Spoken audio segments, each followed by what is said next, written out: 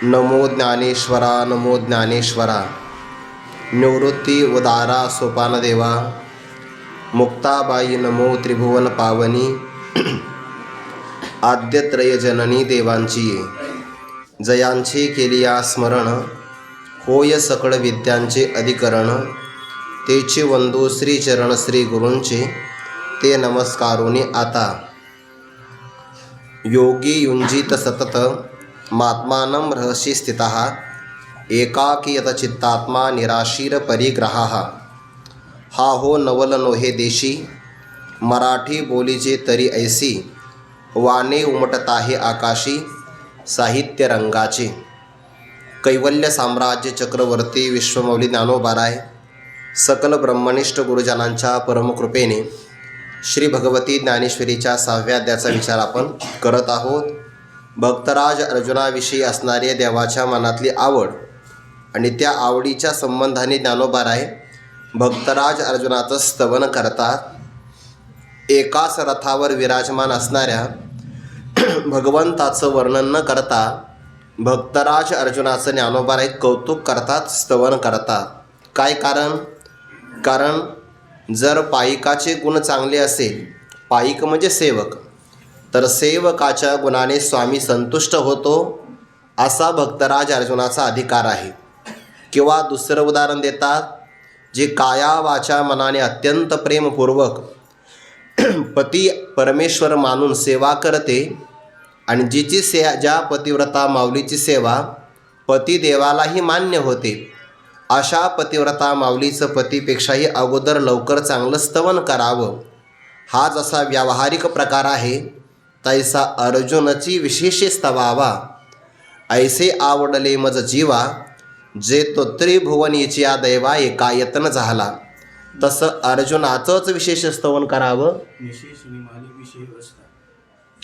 निशेष निमाली विषयावस्था, जरी झाली वृद्ध पतिव्रता,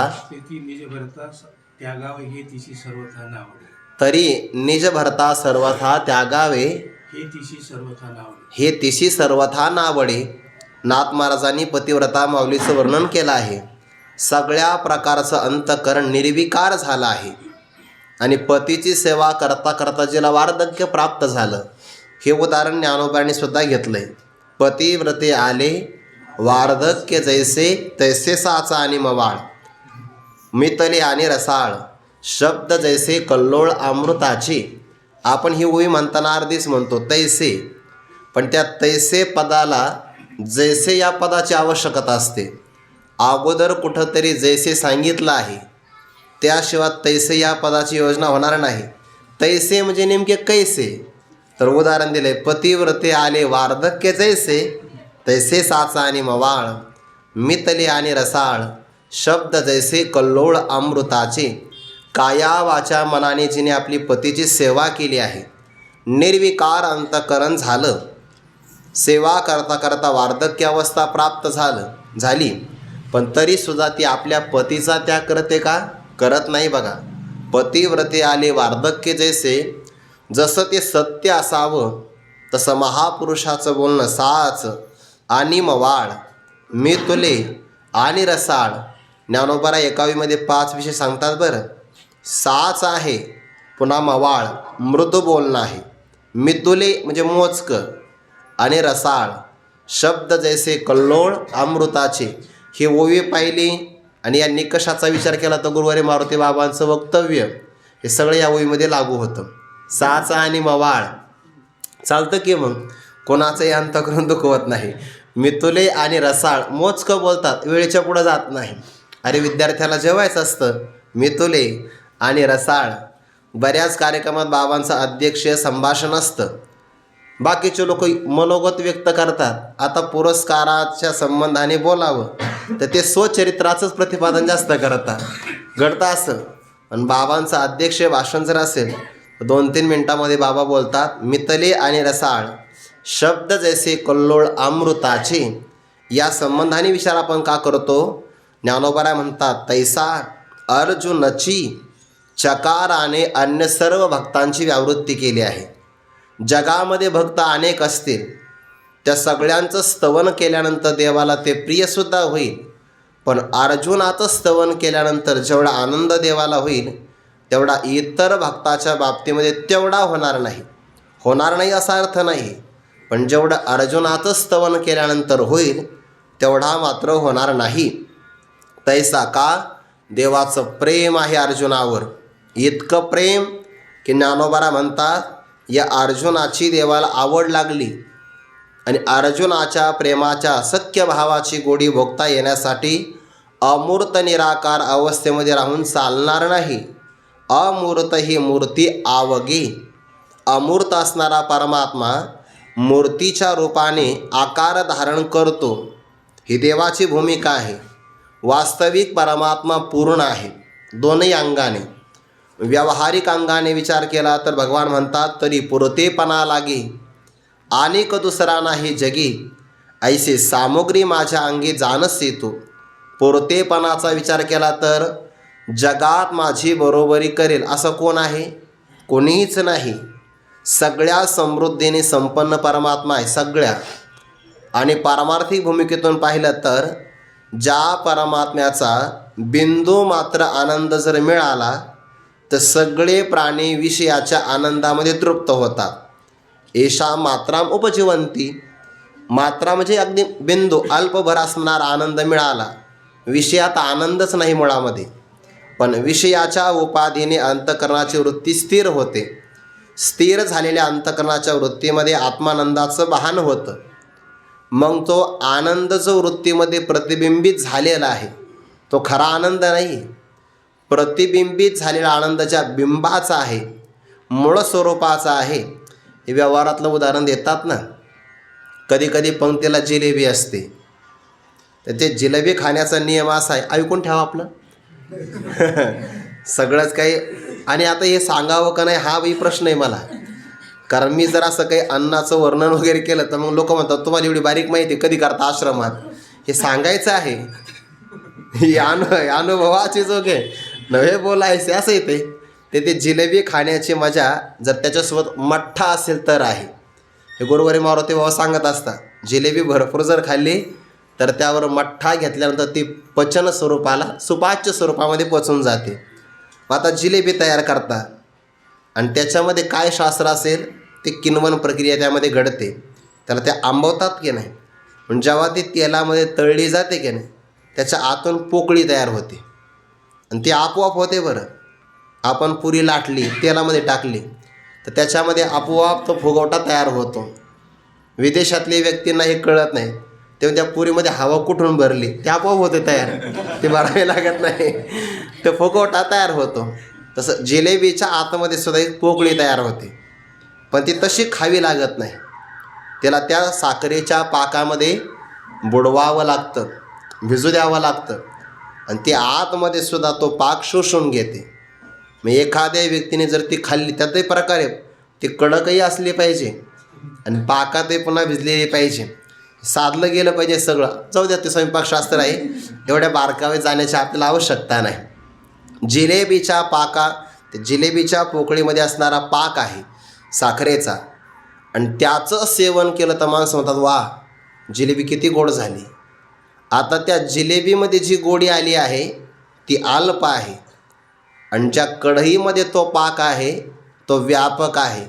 तसा भगवत स्वरूपाचा आनंद व्यापक आहे आणि विषय नावाच्या उपाधीनं जीवाला मिळालेला आनंद अगदी अतिशय अल्प आहे.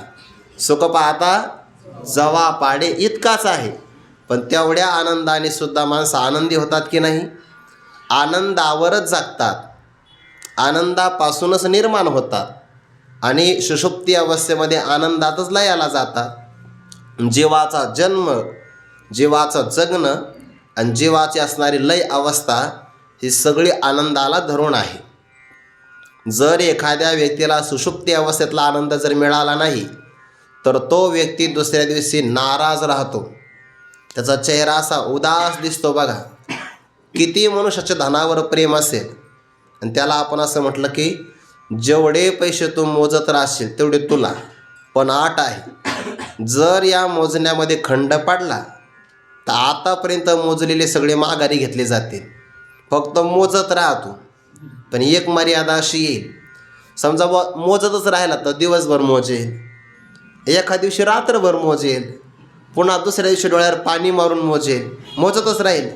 लयच झोपारी थोडा चहा घेईल, परत मोजायला सुरुवात करेल. पण एक भूमिका अशी येईल की तो सगळ्याला बाजूला सारेल, काय म्हणेल, आता मला झोपू द्या. याच्या पहिले झोपेमध्ये आनंद आहे, पण तो आवृत्त आनंद आहे. मग जीवाला मिळणारा आनंद हा अल्प आहे, उपाधीच्या संबंधाने मिळणारा, आणि परमात्मा आनंदाचा अथांग सागर आहे. यो वै भूमा तत्सुखम नाल्पे सुखम असते. व्यापक आहे तो, पण व्यापक असणारा जरी पूर्ण असेल तरी पण त्या देवाला सुद्धा भक्ती सुखाच्या आनंदासाठी भक्ताच्या घरी यावं लागतं की नाही. पूर्णाही परी लागे अवस्था जयाची. जगामध्ये खरे सुखरूप कोण आहे? फक्त भक्तच आहे. परमात्मा सुद्धा या बाबतीमध्ये थोडा न्यूनच आहे. ज्या सुखाकारणे देव वेडावला, वैकुंठ सोडवणी संत सदनी राहिला. आणि मग संतांच्या घरी परमात्मा कामं करतो, कारण त्याला संतांचं सुख प्राप्त होतं. पूर्णाही परी लागे अवस्था जयाची. ज्या भक्ताच्या आवडीच्या अधीन होऊन अमूर्त परमात्मा मूर्त स्वरूपाला प्राप्त होतो, आणि नित्य तृप्त परिपूर्ण असतानाही त्याला भक्ताची गोडी लागते, असं भक्तराज अर्जुनाचं ज्ञानोबरांनी केलेलं स्तवन ऐकलं. आणि ते स्तवन ऐकल्यानंतर श्रोते म्हणतात, वा काय भाग्य आहे आमचं. तव श्रोते म्हणते दैव. चांगल्या वक्त्याच्या मुखातून चांगलं जर ऐकायला भेटलं तर श्रोत्याचं ते भाग्य असतं, आणि श्रोत्याला जर हे कळालं तर ते वक्त्याचं पुण्य असतं. एरवी वक्त्याला आवड असते, त्याला संतचरित्र सांगावं असं वाटतं, पण श्रोत्यांना ती आवड असेलच असं काही सांगता येत नाही. श्रोते हल्लीच्या काळातले श्रोते उशिरा काय येतात? कीर्तनकाराने आपलं नाव घ्यावं. ते गुरुवारी राऊत बाबा सांगत असतात. आता ते त्यांचे तीक्ष्ण शब्द आपल्याला नाही वापरता येत, घरी त्याची बायको नाव नाही घेत पण ते कीर्तनकाराने त्यांच्या नावाचा उल्लेख करावा असं त्यांना वाटतंय. उशिरा कीर्तनाच्या बरेच लोक येतात, कीर्तनाचं महत्त्व नाही त्यांना. गोडी नाही गोडी. ज्यालाही गोडी आहे त्याला ते ऐकावंसं वाटतं. वक्त्याला त्या प्रतिपादनाची गोडी असावी आणि श्रोत्याला श्रवणाची आवड असावी. जर हा योग प्राप्त झाला, बाबा सांगत असतात पाठामध्ये, याकरता वक्ता आणि श्रोता यांचा रक्तगट जुळला पाहिजे. रक्तगट म्हणजे व्यवहारातला नाही बरं, ABO हे नाही. मानसिक जी आवड आहे ते जुळलं पाहिजे. आणि हा जर योग अपूर्व आला तर मग मच्चित्ताः मद्गत प्राणाः बोधयंत परस्परं कथयंतश्च मां नित्यं तुष्यन्ति च रमन्ति च. दुसरं काही लागत नाही आलंबन. म्हणून तर आज आपण आपल्या सगळ्या गुरुजनांकडे पाहिलं. गुरुवारी मारुती बाबांचं एवढं वय आहे, डॉक्टर बाबांचं व्याधीनं ग्रस्त जीवन आहे, किंवा अनेक सगळेच गुरुजन पाहिले आपण, पण त्यांच्या व्यावहारिक जीवनाच्या आलंबनाचा विषय सोडून द्या. पण पारमार्थिक जे आलंबन आहे, भजन, कीर्तन, पाठ, याच्यामध्ये का जीवन यापन करतात? कारणच ते आहे. कारण वक्ता आणि श्रोत्यांचा योग प्राप्त झाला तर जो अमृता ते ठेवी, तो अमृताला सुद्धा नावं ठेवतो. स्वर्गातलं अमृत करायचं काय? हे ज्ञानामृत आहे, परमामृत आहे, कथा अमृत आहे. भागवतामध्ये असा विषय आला होता. भागवताचं महात्म्य सांगत असता त्या परीक्षिती राजाला शाप लागला की 7 दिवसामध्ये तक्षक नावाचा सर्प चावणार आणि परीक्षितीचा नाश करणार. मग आता 7 दिवसामध्ये आपला उद्धार होईल तर करावं काय? तर ते पांडवांच्या राजसूय यज्ञामध्ये श्रीमद परमहंस परिव्राजकाचार्य श्री शुकदेवजी महाराज असं भावाचा शब्द असतो. तर ते शुकाचार्यांनी त्या यज्ञशाळेमध्ये पत्रावळीवर असणारे एक भाताचं शीतकण भक्षण केला होता. त्यांनी विचार केला, आपण पंक्तीत जेवलोय, ज्या यजमानाने आपल्याला जेव घातलं आपण त्या उपकाराची परतफेड केली पाहिजे. पांडवांच्या जीवनामध्ये योग नाही आला, अभिमन्यू वीरगतीला प्राप्त झाला, पण अभिमन्यूचा मुलगा परीक्षिती आता 7 दिवसामध्ये मरण जवळ येते. शुकाचार्य तिथं प्रगट झाले. भागवतामध्ये विचार आला, शुकाचार्यांचं पूर्ण विरक्त जीवन आहे. गोदोहन मात्रम, गायीची धार काढण्यासाठी जेवढा वेळ लागतो ना, तेवढाच वेळ फक्त ते एखाद्याच्या अंगणात थांबायचे भिक्षा मागण्यासाठी. बाकीच्या कुठं थांबतच नव्हते. म्हणून तर ते परिव्राजकाचार्य म्हणतात. परिव्राजक म्हणजे काय? एका ठिकाणी न थांबणारे. प्रव्रजंतम असा शब्द यम प्रव्रजंतम, प्रकर्षेन व्रजंतम, प्रकर्ष करून संचार करत राहणारे, थांबायचं नाही. म्हणजे कमी अल्प वेळामध्ये थांबणारे शुकाचार्य त्या परीक्षिती राजाकरता 7 दिवस थांबले. हा परीक्षिती राजाचा सुद्धा अधिकार आहे. आणि शुकाचार्य जेव्हा ते भगवत कथा अमृत सांगू लागले, स्वर्गातले देव आले, व्यापार करण्यात निष्णात ते, तर ते स्वर्गातून येता येता अमृताचा कलश घेऊन आले. आणि त्यांनी शुकाचार्यांना सांगितलं, हा स्वर्गातला अमृत कलश घ्या, परीक्षितीला द्या, त्यामुळे परीक्षिती अमर होईल. आणि त्याच्या मोबदल्यामध्ये तुमच्या मुखारविंदातून पाझरणारं हरिकथामृत आम्हाला द्या. स्वकार्य कुशला देवा, हा स्वतःचं कार्य साधण्यामध्ये देव लय कुशल आहे. बाकीचं कोणाचं काही हो.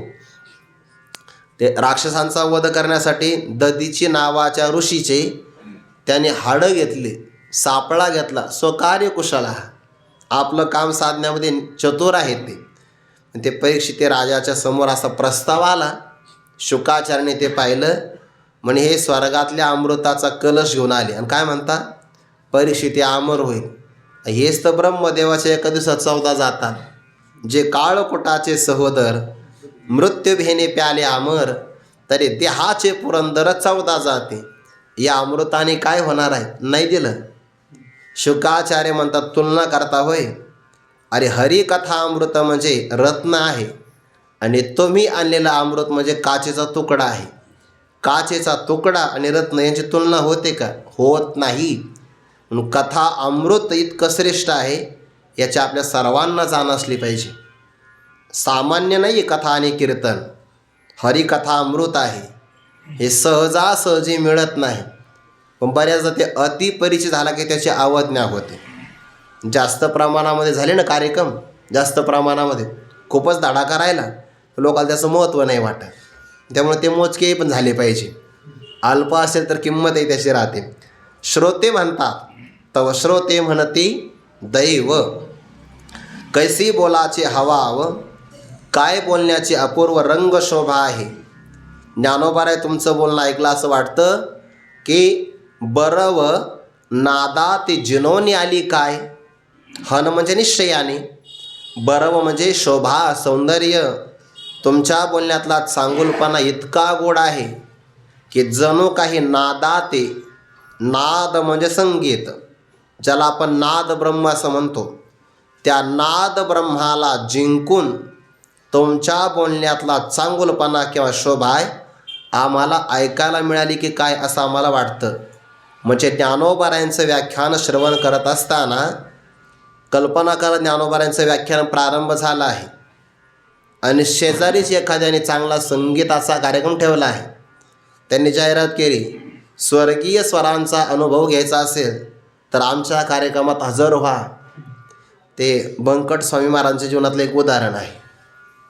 मी ते कीर्तनात ऐकलं होतं एकदा, बरोबर ते आठवलं या प्रसंगाला. विचार करून नव्हतं आलो, पण ते ज्ञानोबाऱ्या स्फुरण देतात, आठवतं ते. सकलार्थमते प्रकाशो, तेच बोलून घेतात आपल्याकडून. मान्य करायला काय हरकत आहे? आपण कशाला म्हणायचं मी तयार आहे म्हणून? नाही, बोलविला मी बोलेन. बंकट स्वामी महाराजांचं कीर्तन एका गावात ठेवलं. ते गावात ठेवलं तर प्रत्येक गावात 2-2 पार्ट्या असतातच, आणि त्यात शिवाय मजा नाही ना.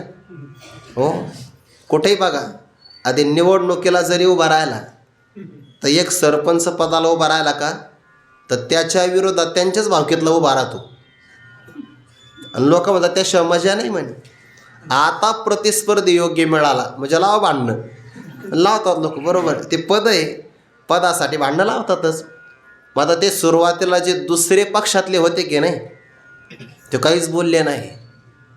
पण मग ते स्वामींचं कीर्तन जवळ आलं, पत्रिका छापल्या गेल्या आणि उगा 5-6 दिवसाचा कार्यक्रम राहिला.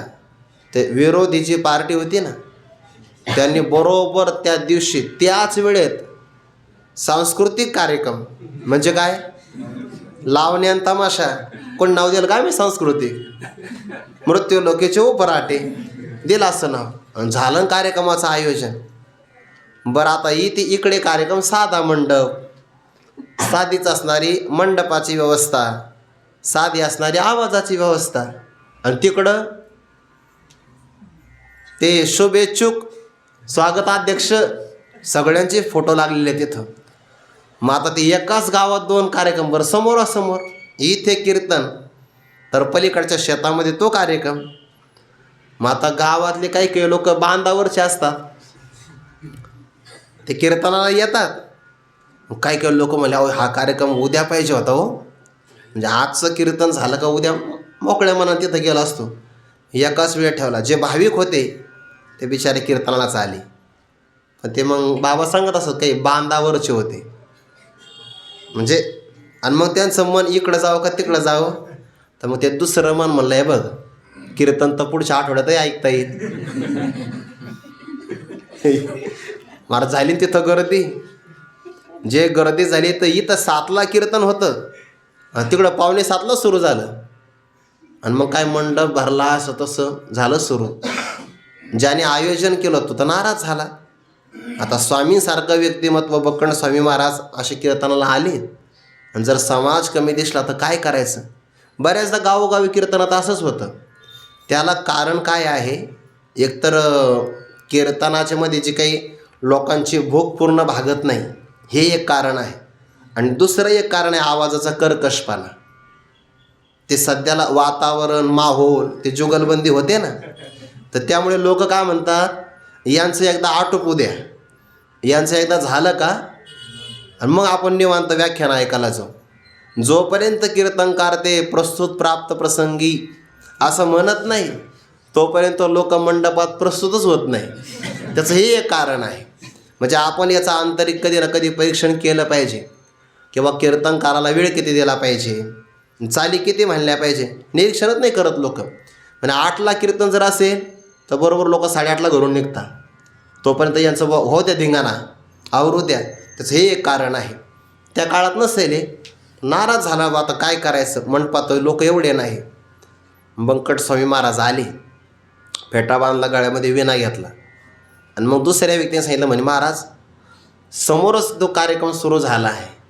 स्वामी महाराज म्हणे काय हरकत नाही. आता तिकडे जरी किती मोठा कार्यक्रम असेल तर तमोगुणाचा प्रभाव आहे, रजोगुणाचा प्रभाव आहे, आणि स्वामींचं साधना संपन्न जीवन. ते 18 महिन्यामध्ये तुकोबारांची गाथा पाठ केलेली उर्वरे मारो तेव्हा सांगत असतात, स्वामी महाराजांचा पाठा म्हणजे राक्षसी पाठा, गाथा पाठ, ज्ञानेश्वरी पाठ, एकनाथी भागवत पाठ, सगळे ग्रंथ पाठ ना. आणि ती प्रासादिक वाणी. त्यांचा काकडा भजन ऐकण्याकरता 3-3 मजल्याची धर्मशाळा भरायची. हे स्वामींचं व्यक्तिमत्व. आणि स्वामी महाराज कुठेही चालले 5-5 हजार लोक सोबत असायचे, भजन ऐकणारे सगळे. मराठवाड्यामध्ये खूप प्रभाव, खूप मोठं कार्य स्वामींचं, खूप मोठं. मग स्वामी महाराज म्हणले काय हरकत नाही. महाराज ते स्वर होता, साधनेतून संपादन झालेला स्वर, भगवत अनुभवाची त्याला गोडी. आणि जे स्वामी निरूपपा हाताची चाल म्हटली ना, तर त्यांचा आवाज तिकडे गेला. तर ते मंडपातले माणसं आली यात नवल काय, ते लावण्या, ते तमासगीर, ते म्हणले अरे आपण आयुष्यभर हेच करतोय, आज तरी कीर्तन ऐकू. ते सगळेच्या सगळे कीर्तन आले. नादा ते हन बरव जुनोनी आले. त्या नाद ब्रह्माला सुद्धा फिकं पाडणार ते व्याख्यान. आता स्वामी महाराजांचं ते असणारं संगीत, स्वामी महाराजांची रूपावळीची चाल ऐकल्यानंतर जर त्या कार्यक्रमाला जिंकून बाकीचे लोक इथं येत असेल तर आता हे तर ज्ञानोबारांचं बोलणं आहे. काय नादा ते हन बरव जुनोनी आली. श्रोते म्हणता का नाद ब्रह्मची मुसे आले की गंगा पय असळले, पतिव्रते आले वार्धक्य जैसे. नाद ब्रह्म खुजे कैवल्य हे तैसे न सजे, ऐसा बोल देखिजे जेने दैवे. ज्ञानोबारा म्हणतात, श्रोते म्हणतात हे ज्ञानोबाऱ्यांना, काय अपूर्व व्याख्यान आहे तुमचं. हा हो नवल नोहे, हे आश्चर्य नाही का? काय आश्चर्य? देशी म्हणजे देशभाषा कोणती? मराठी. बोलीजे तरी ऐसी, प्राकृत असणारी देशभाषा मराठी ऐसी बोलीजे.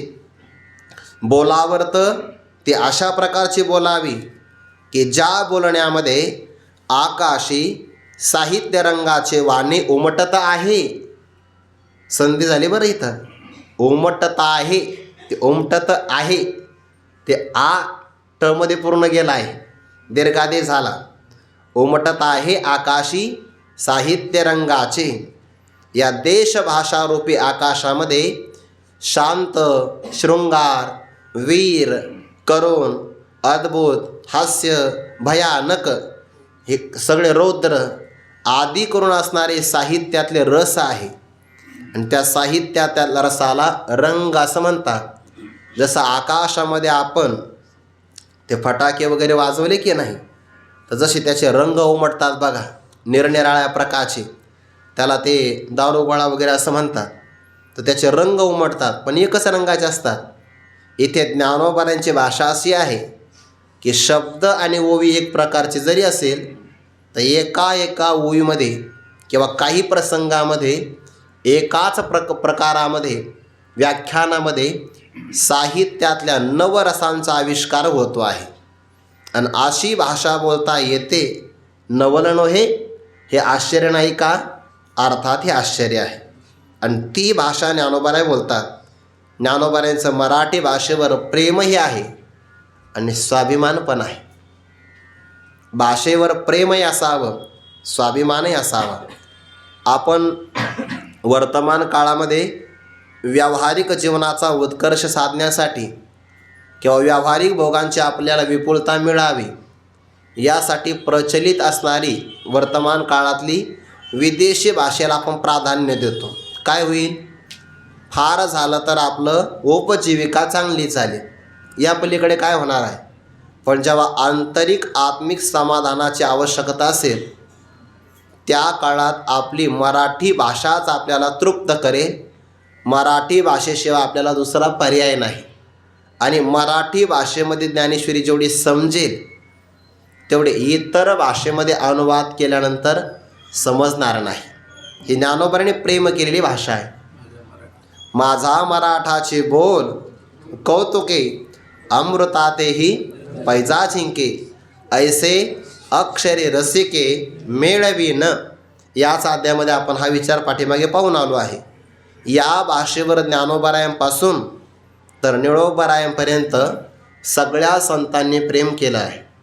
दैवयोगाने प्रारब्धवशामध्ये ज्या अर्थी आपला महाराष्ट्र राज्यामध्ये जन्म झाला आणि मराठीची आपल्याला मातृभाषा रूपाने मिळाली, पण आपणही आपली मातृभाषा म्हणजे आपल्या मायेनं जी बोललेली आहे, पहिल्यांदा मातेनं बोललेली आहे आपल्याशी, तर तीच आपली मातृभाषा. तिच्यावर आपलंही अगदी जसं मातृवत प्रेम असावं.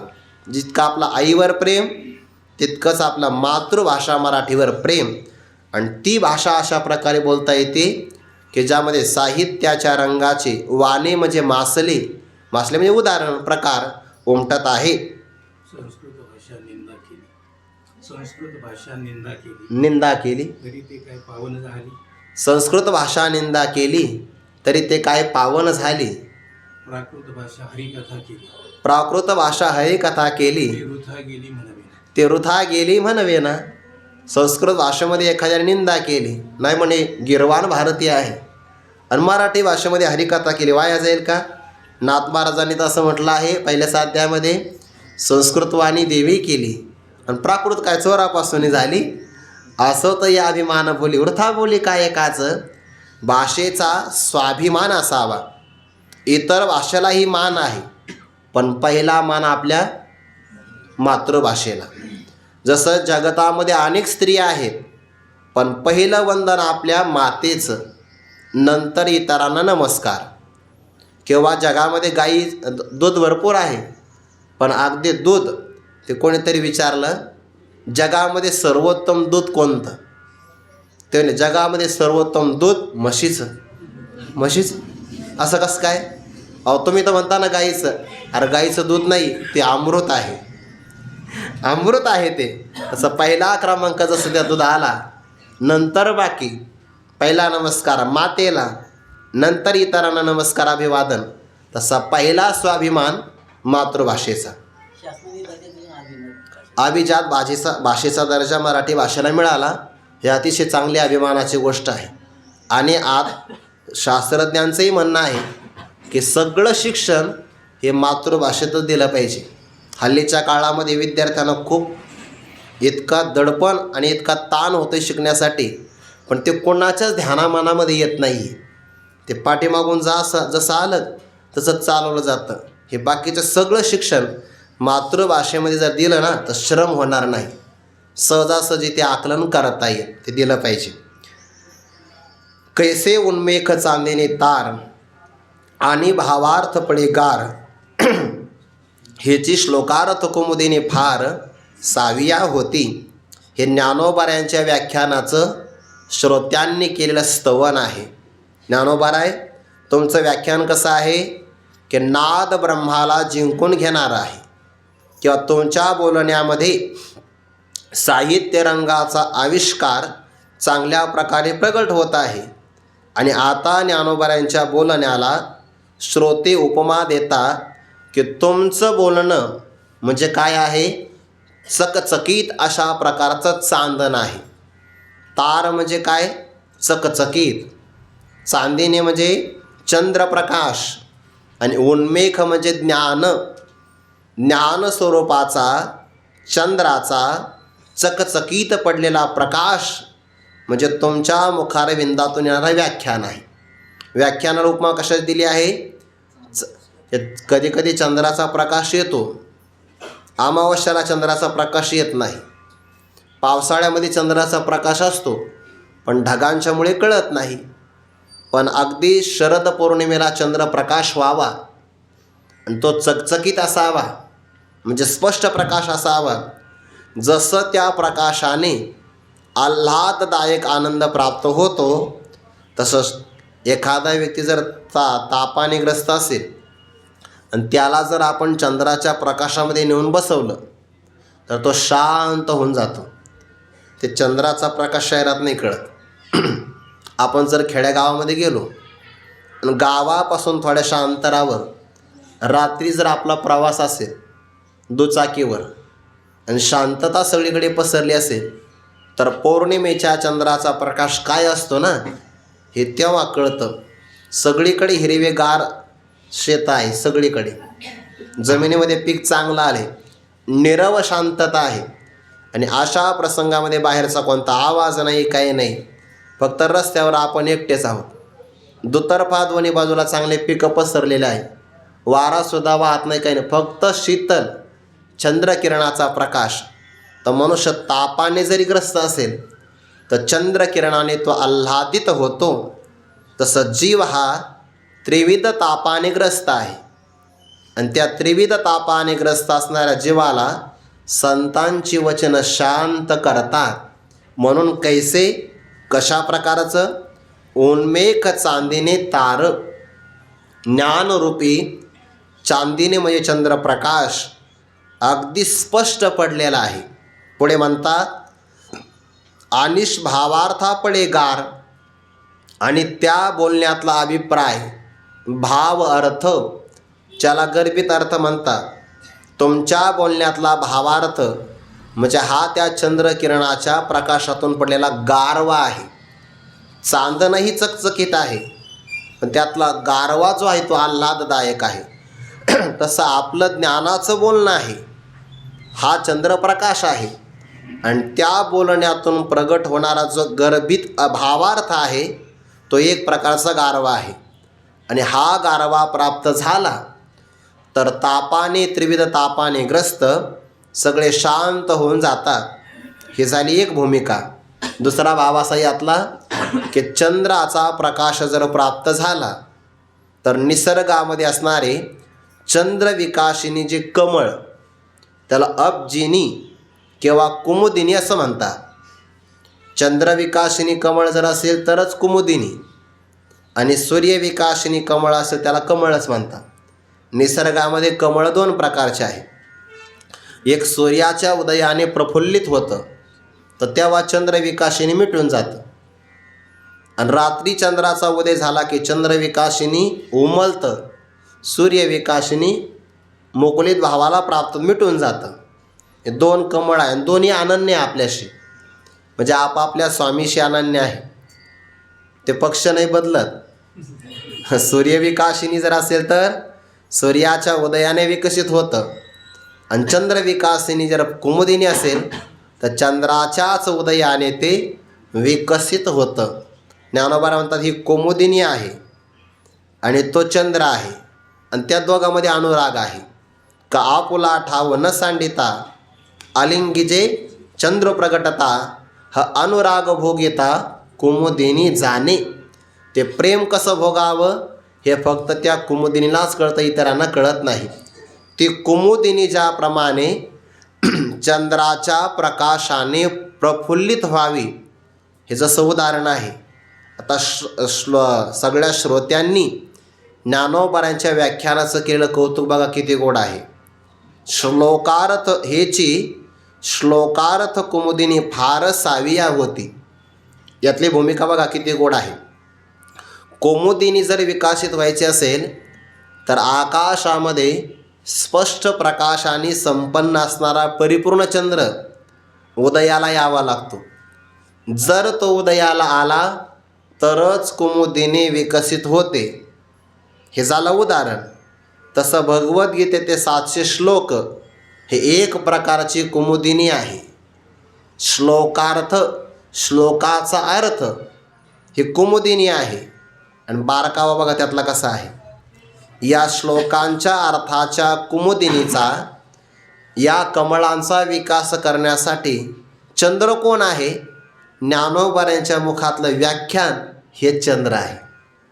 म्हणजे जोपर्यंत ज्ञानोबांच्या मुखातलं व्याख्यान नावाचा चंद्र प्रकाश करत नाही तोपर्यंत भगवद्गीतेच्या श्लोकाच्या अर्थाची कुमुदिनी विकसित भावाला प्राप्त होणार नाही. काय भूमिका असेल, आणि श्रोत्यांनी म्हणावं बरं, त्यामध्ये निवृत्तीनाथ महाराज आहे. म्हणजे ज्ञानोबांच्या मुखाचा स्पर्श झाल्याशिवाय भगवद्गीतेचं व्याख्यान कोणाच्याही हातामध्ये डोलणाऱ्या आवळ्याप्रमाणे स्पष्ट होणारच नाही. तुमचं व्याख्यान कसं आहे? उन्मेख चांदीने तार आणि भावार्थ पडे गार. गार म्हणजे गारवा, त्यातला भावार्थ अभिप्राय गारवा आहे, आणि तोच गारवा जर मिळाला हेची श्लोकार्थ कुमुदिनी फार फार म्हणजे विस्तार होण्यास, उमलण्यास, साविया म्हणजे सहज विकसित होतात. हे ज्ञानोबांच्या व्याख्यानाचं वैभव आहे. आणखीन एक बारकावा. आता सूर्यविकासिनी कमळ असेल तर त्याला सूर्याचा ताप सहन करावा लागतो, तेव्हा ते विकसित होतं. आणि चंद्रविकासिनी जर कमळ असेल तर त्याला ताप नाही सहन करावं लागत, त्याला गारवा सहन करावा लागतो. ज्ञानोबांचं व्याख्यान आल्हाददायक गारवा आहे, आणि तो गारवा जर या श्लोकांच्या अर्थाला मिळाला तर श्लोक अर्थ कुमुदिनी. श्लोकातल्या अर्थाला काय म्हटलं आहे? कुमुदिनी. म्हणजे कुमुदिनीची उपमा दिली आहे श्लोकाच्या अर्थाला. आणि त्याला उमलण्याकरता कारण कोण असेल तर ज्ञानोबांचं व्याख्यान. आणि ते व्याख्यान म्हणजे ज्ञानोबांच्या व्याख्यानाला म्हणतात चंद्रकिरणाचा प्रकाश. तो लाहिल्याशिवाय, मिळाल्याशिवाय श्लोकाच्या अर्थाची कुमुदिनी जी आहे ती विकसित होणार नाही. यातला अभिप्राय असा अर्थ आहे, आपण इतर किती ग्रंथाचं अध्ययन केलं आणि आपण भगवद्गीतेच्या श्लोकाचं अर्थचिंतनाचा प्रयत्न केला आणि ज्ञानेश्वरी बाजूला ठेवली, होणार नाही. पण जर आपण ज्ञानेश्वरी समोर ठेवून श्लोकाच्या अर्थाला खुलविण्याचा प्रयत्न केला तर अजिबात उणीव राहणार नाही. ज्ञानोबांच्या व्याख्यानातून श्लोकाचा अर्थ जसा देवाला अभिप्रेत असेल तसाच प्रगट होईल. आणि हे निवृत्तीनाथांनी म्हटलं आहे, ते देवाचे मनोगत तो दावित हासी मूर्त हे म्हणता चित्त दाटेल तुझे, तो ते श्री मुरारी मनितले प्रगट करी, जे अभिप्राय गौहरी झाकेली आम्ही. जो अभिप्राय आम्ही गुप्त रूपाने झाकून ठेवला तो अभिप्राय प्रगट करा, असं देवाने ज्ञानोबाने तुम्हाला म्हटलं आहे. कैसे उन्मेक चांदीने तार आणि भावार्थ पडे गार, हीच गोष्ट श्लोक नावाच्या अर्थ कुमुदिनीला उमलण्याकरता सहज कारण झाली. म्हणजे सहज उमललं. श्रोते म्हणतात बरं हे ज्ञानोबाऱ्यांचं केलेलं श्रोत्यांचं कौतुक आहे. कुठपासून 32व्या ओळीपासून तर या ओळीपर्यंत आणखीन एक ओळी त्यामध्ये चाडची निचाडा करी, ऐसी मनोरथी ये थोरी, तेने विवळले अंतरी, तेथ डोल आला. सगळ्यात मोठी पावती ही असते वक्त्याला मिळालेली, की त्याच्या व्याख्यानातून श्रोत्यांचं आध्यात्मिक परिपूर्ण समाधान प्राप्त व्हावं. आणि ते समाधान केव्हा प्राप्त होईल? जर त्याला ते आकलन झालं असेल तर. एखादा सिद्धांत जर वक्त्याला आकलन नाही झाला ना, तर त्याला तो श्रोत्यांच्या मनीमानसी उतरविता येत नाही. स्वतः पहिल्यांदा लक्षात आलं पाहिजे, तेव्हा ते सांगता येतं. सांगावं असं सगळ्यांना वाटतं हो. सांगावं कोणाला नाही वाटत, सांगावं असं सगळ्यांना वाटतं. पण ते सांगण्याच्या अगोदरचे कष्ट असतात तर ते बिकट असतात. त्याच्याकरता पहिलं बसावं लागतं. पाहून या ग्रंथ करावे कीर्तन, ते पाहावं लागतं. आणि हे प्रामाणिकपणाने जे करतात त्यांचे ते लक्षात येतं. आपण जर मारुती बाबांच्या खोलीमध्ये गेलो सकाळच्या वेळेमध्ये, आजही बाबा पाठ सांगण्याच्या अगोदर ग्रंथ पाहतात बघा. ते मोठी ज्ञानेश्वरी ना सार्थ, तर तिचे भाग केले बघा.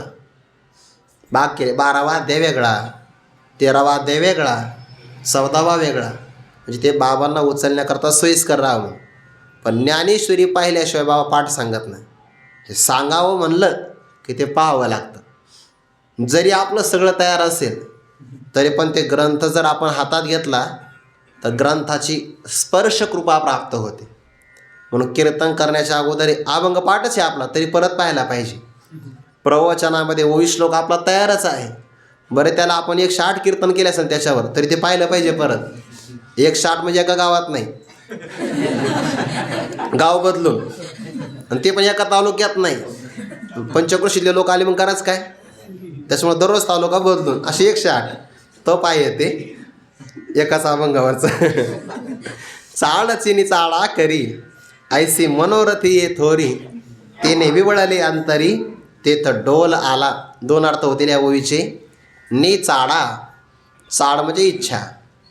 ज्याला कोणतीच इच्छा नाही, ज्याच्या अंतकरणातून इच्छा निघून गेली आहे, चाड निघून गेली, निचाडा. पण व्याख्यान असं आहे, निष्काम पुरुषाला सुद्धा हे व्याख्यान ऐकावं तर त्या निष्कामाला सुद्धा चाड इच्छा निर्माण होते. हे ज्ञानोबांचे व्याख्यान आहे. निष्कामाला इच्छा नाही, पण निष्कामाला एकच इच्छा आहे की ज्ञानोबांचे व्याख्यान ऐकावं. दुसरा अर्थ, एखाद्याने जर हे व्याख्यान ऐकलं, त्याला जर व्याख्यान ऐकण्याची चाळ असेल तर ती इच्छाच त्याला निचाडा करी. इच्छा त्याला निष्काम करेल, म्हणजे वैराग्य प्रदान करेल. म्हणजे एखादा साधक जर प्रारंभाला ज्ञानेश्वरी ऐकायला आला तर ऐकता ऐकता हे व्याख्यान त्याला निष्कामतेपर्यंत घेऊन जाईल. तो निष्काम होईल. इहलोकापासून ब्रह्मलोकापर्यंत अनुकूल मानले सगळे भोग त्याला भोगाविषयी वाटणार नाही. श्रवणाची चाड त्याला निचाड करेल. आणि जो अगोदरच निष्काम झाला आहे, तो मला आता आपलं आयुष्य शिल्लक राहिलं आहे, मग आता करायचं काय? काही नाही, ज्ञानेश्वरीचं चिंतन करायचं परत. म्हणजे चाडची निचाडा करे किंवा निचाडा, त्याला ही चाड ऐकण्याकरता प्रवृत्त करेल. ऐसी मनोरथी ये थोरी, अशी त्याच्या मानसिक भूमिकेमध्ये मनोरथाला इच्छा फार मोठी प्राप्त होईल. आणि तेने अशी जर गोष्ट झाली तर तेने विवळले अंतरी, तेथ डोल आला. विवळले, विवळले शब्दाचा अर्थ होतो प्रकाशले. अंतरी तेथ डोला आला. या व्याख्यानाचा प्रभाव असा झाला की व्याख्यानाच्या रूपामध्ये श्रोत्यांच्या अंतकरणामध्ये ज्ञान प्रकाश प्रगट झाला. आणि प्रकाश जर असेल त्याला चित स्वरूप म्हणतात. चित हे सतला सोडून राहत नाही आणि सच्चितला सोडून आनंद राहत नाही. विवळले अंतरी, अंतकरणामध्ये प्रकाश प्राप्त झाला. प्रकाश म्हणजे ज्ञान, आणि ज्ञान हे परब्रह्मस्वरूप आहे. मग त्या परब्रह्माचं स्वरूप सच्चिदानंद रूप आहे. आणि आत जर आनंद आला तर तो आनंद त्या व्यक्तीला डोलण्याकरता भाग पाडतो. ते जोग महाराजांच्या बाबतीमध्ये चरित्रामध्ये असं उदाहरण सांगितलं जातं. आपण जोग महाराजांना काय म्हणतो? स्वानंद सुखनिवासी. स्व म्हणजे स्वतःच्या स्वरूपामध्ये असणारा आनंद आणि त्या सुखामध्ये निवास करणारे. बाहेरचा आनंद आहे तो आनंद म्हणजे विषयातला आनंद, बाकीचे लोक त्यामध्ये रमतात. पण एक स्वानंद आहे आपल्या आतमध्ये आणि त्या आनंदामध्ये रमणारे म्हणजे स्वानंद सुखनिवासी. गुरु मामासाहेब दांडेकरांनी त्यांचं चरित्र लिहिलं आहे मामांनी. त्या चरित्रामध्ये त्यांनी असं म्हटलं आहे, आम्ही जोग महाराजांना विशेष काही साधना करताना पाहिलं नाही. मग ते पाहिलं तर ते त्यांच्यासमोर आरसा असायचा. मग त्या आरशात पाहिजे. मग आरशात काय पाहिजे? स्वतःला निरीक्षण करून पाहिजे. आणि आरसा बाजूला गेलं की ते असे डोलत राहायचे. आणि त्यांना विचारलं, तुम्ही डोलता का?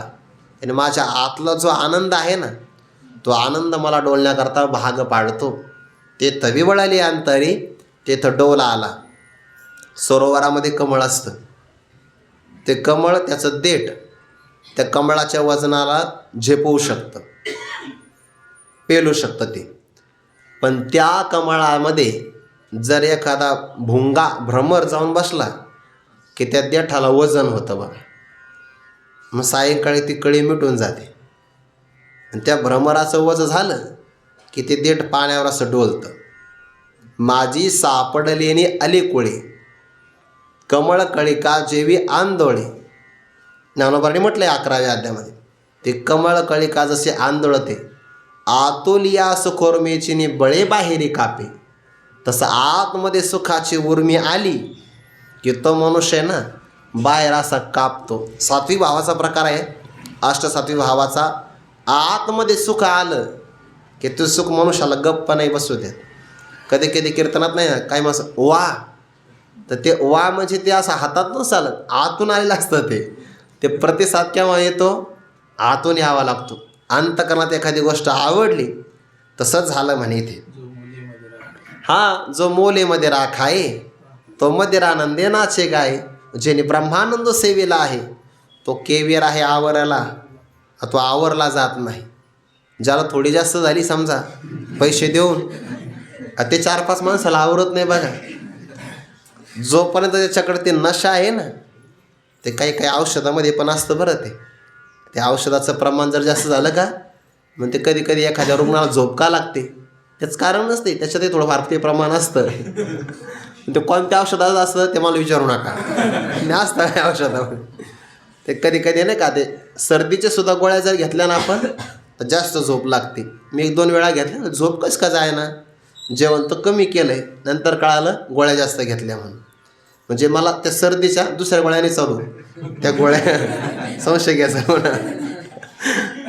त्या औषधात प्रमाण असतं. जो मोलेमध्ये राखाय तो मदिरानंदे नाचे गाय.